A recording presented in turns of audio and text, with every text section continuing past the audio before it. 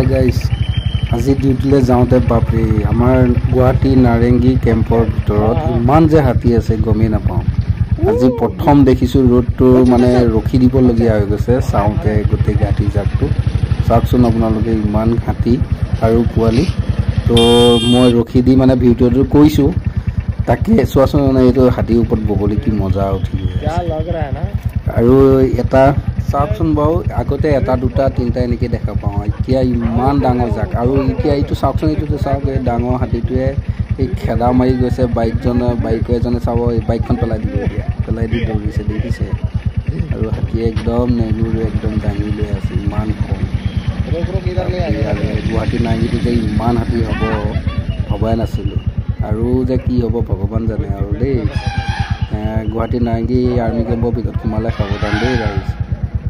আৰু এতিয়া চাবচোন ইফালেও আৰু এইযোৰ গৈছে, আৰু ইফালে ৰাস্তাটো ইটো চাইডে চাব আৰু এজন একদম টোটাল হাতী দাঁত থকাই সাৱধান দেই গুৱাহাটী নাৰেংগী।